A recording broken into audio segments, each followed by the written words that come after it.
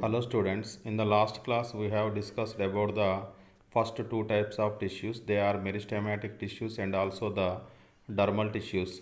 So in this class we are going to discuss about the rest of the two tissues. They are the ground tissues and also the vascular tissues. Okay, so now we will see the classification of the ground tissues once again. The ground tissues are classified into parenchyma, collenchyma and sclerenchyma, and the vascular tissues, otherwise the transport tissues, are further they divided into xylem and phloem. Okay, now we will see the in detail about the ground tissues. So the ground tissues play a vital role in the formation of the body of the plants. So means it is nothing but the most of the plant body is made by the ground tissues. And you know that based on their structure and functions, the ground tissues are divided into three types. They are parenchyma, collenchyma, and sclerenchyma.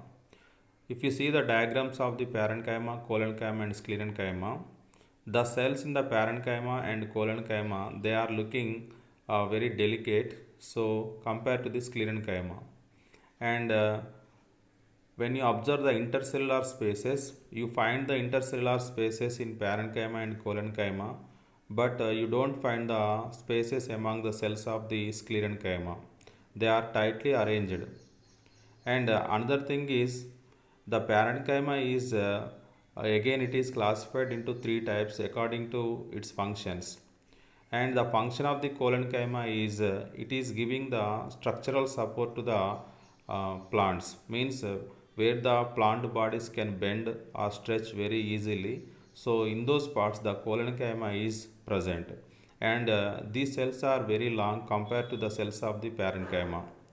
And come to the sclerenchyma, some cells in the sclerenchyma are dead cells. They give strong support to the plant body, and means they contain the living and also the non-living cells. Okay, so thus the collenchyma and sclerenchyma mostly they are useful to give the support to the plant body. Okay, right. Now you come to the parenchyma, because I told you that parenchyma again it is classified into three types. Okay, the parenchymal cells which contain the chloroplasts and which are useful for the production of the food and which show the photosynthesis are called chlorenchyma. And the parenchyma which store the air in aquatic plants flow on the surface of the water, and that type of tissue is called parenchyma. And the parenchyma which stores food and also water, so the type of parenchyma is called storage parenchyma. So thus according to the function the parenchyma is divided into three types. And the last one is vascular tissue, otherwise the transport tissue.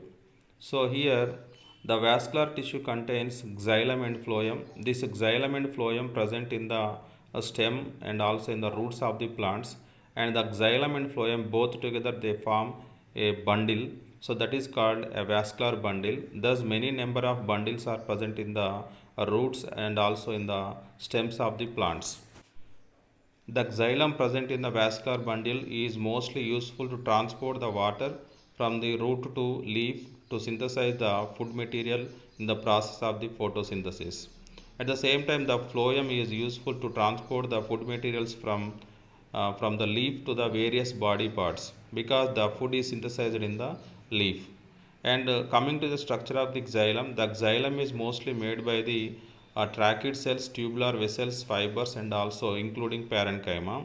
And coming to the phloem, it is made by the sieve cells, sieve tubes, and companion cells, fibers, and also including the parenchyma. Means the parenchyma is the part, means the essential part in the structure of the vascular tissue or the transport tissue. So thus this is the brief idea about the plant tissues. So four types of tissues are detailedly explained in this class. Okay, so thank you for watching this video.